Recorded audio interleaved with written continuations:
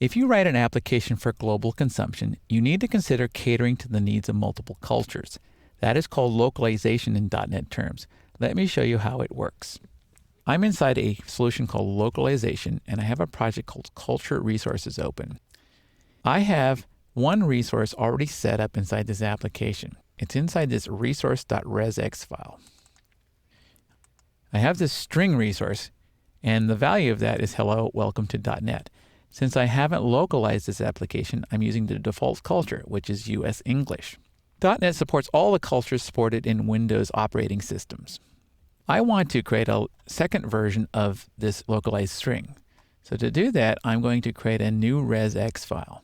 Before I show you that though, let me show you what's inside my binary folder. I'm going to click on Show All Files, and then I'm going to open this bin folder. And then I'm going to compile my application. Notice that there's just an exe and a PDB file in here.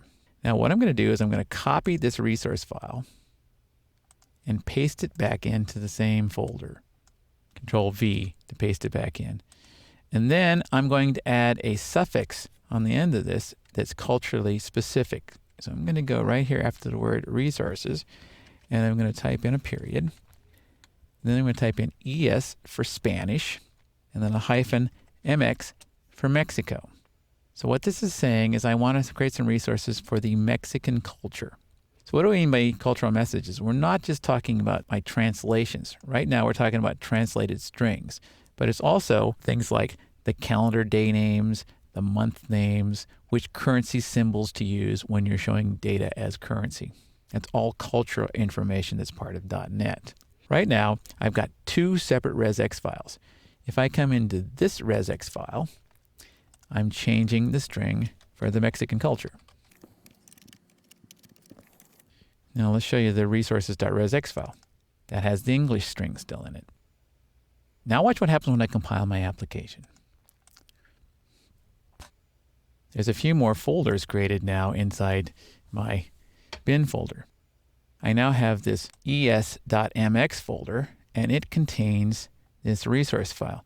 Every single resx file that I add for a different culture is going to cause another folder to be generated in my debug folder. What happens when your application runs is it talks to the operating system, sees what version of the operating system you're running, creates a thread and a brand new culture info object, and attaches the culture info object for that culture to the thread. Let me show you how that's done. I'm going to switch over to my code behind. And here's what I'm talking about. This is the culture info object. Right now, I'm creating a culture info object for US English culture. Then I'm going to assign that culture to the current thread. Here you see it says current culture is used by formatting and affects things like dates, currency, and numbers. I'm going to run the application. I first need to put a breakpoint in my code. I'll put one right here, F9 to add a breakpoint, and then I'll press F5 to run the application.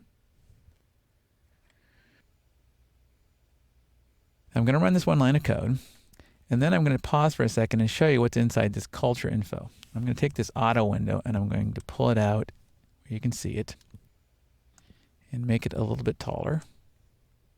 And then we're going to pop this open and show you what's inside there. There's calendar information, there's numbering formatting information, there is lots of details about this US English culture. I'm going to control click on this header to put it back where it belongs. Now when I come down here and I attempt to parse this string, since I'm on the US English culture, it shows up as a date time of 1/8/2009. And if I look at the month value, you see that that's a month of 1. Now in this line of code, I'm using a slightly different alternative to getting the culture and parsing it. This is the German culture.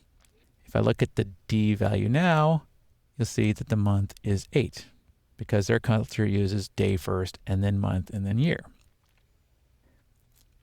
Next, I'm going to go to the resources section, that resx file, and I'm going to tell Visual Studio that I'm using this culture. This would be the US English culture.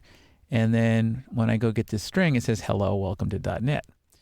Now down here, I'm going to get the Mexican culture, and then I'm going to apply the resources. And now when I go get that same welcome message, you'll see that it now has the localized version of that string. There are other localization tools available inside Visual Studio. You might want to check out the Windows Forms localization. It's very nice. You can design your UI using Windows Forms, drag or drop your controls on the designer surface and say that this designer surface is for the English culture and this designer surface is for the Spanish culture, and it manages the changes between those. Resources of all kinds are important for our applications.